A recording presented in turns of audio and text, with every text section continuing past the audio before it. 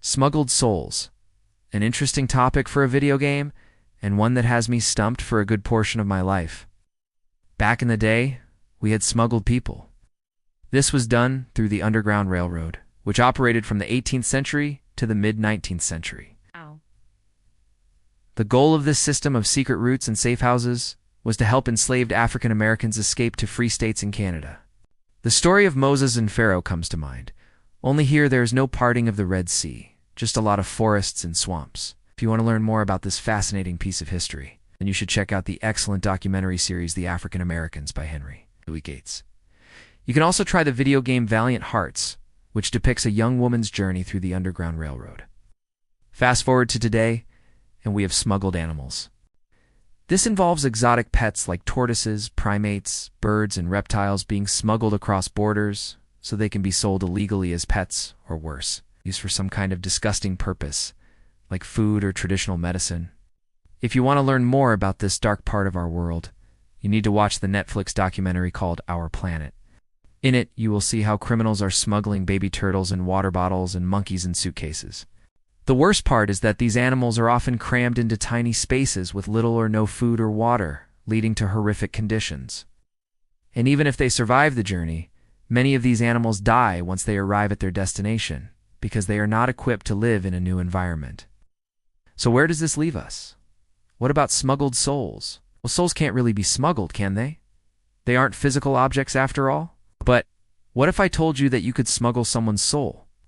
That is, you could take over someone's life by getting them to do things that they do and want to do, getting them addicted to drugs or alcohol, trapping them in an abusive relationship, or even brainwashing them into joining a cult. Maybe you can't physically smuggle a soul, but you sure can corrupt one. Think about it.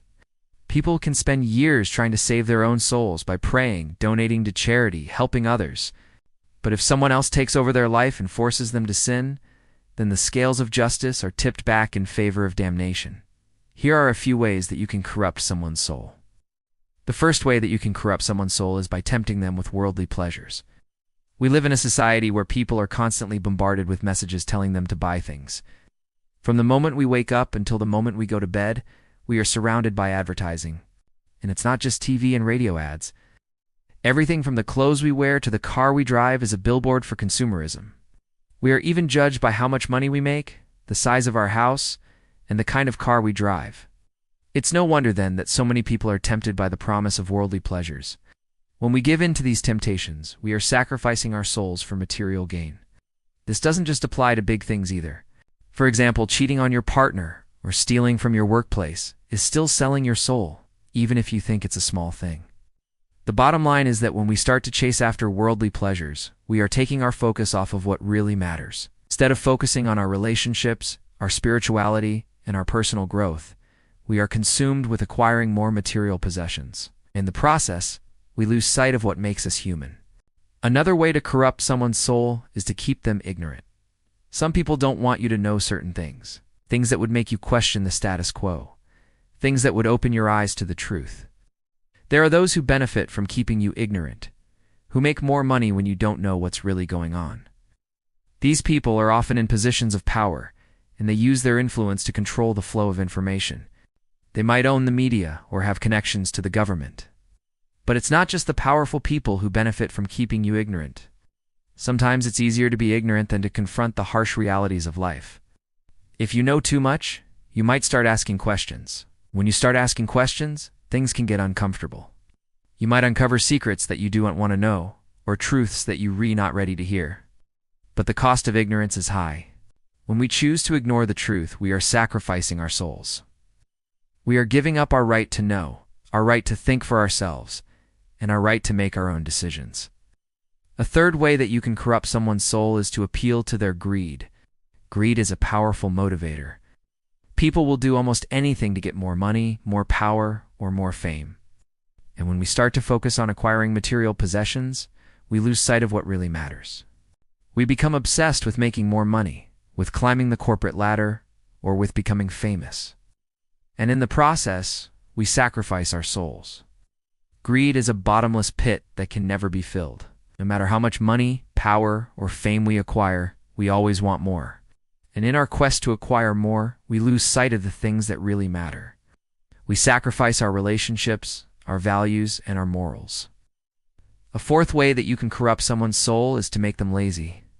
When we are lazy, we allow others to do our work for us. We take shortcuts, and we cut corners. And in doing so, we sacrifice the quality of our work. We also sacrifice our sense of accomplishment and satisfaction. When we take shortcuts, we are essentially saying that we are not willing to put in the effort to do things properly. We are content with doing a subpar job. And when we do this, we are sacrificing our souls. We are giving up our ability to create, to innovate, and to improve. If you want to save your soul, then you need to avoid these four things. You need to stay focused on what really matters. You need to educate yourself, not let greed consume you, and not be lazy. It's not always easy to do this, especially in today's world. There is so much temptation around us.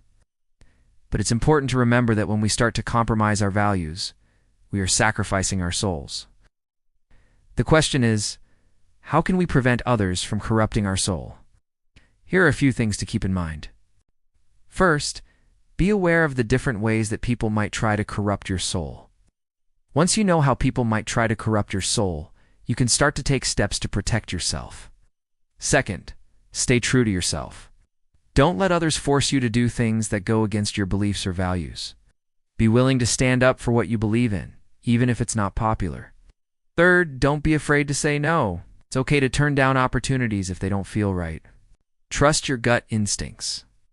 If something doesn't feel right, then it probably isn't. Fourth, surround yourself with positive people. The people you spend time with can have a major impact on your life. Choose to surround yourself with people who are supportive, honest, and trustworthy. As you can see, there are many ways that people might try to corrupt your soul. It's up to you to stay vigilant and protect yourself against those who want to do you harm. So what do you think? How can you prevent others from corrupting your soul? Let me know in the comments below. I look forward to reading your thoughts. Please don't forget to share this video with others.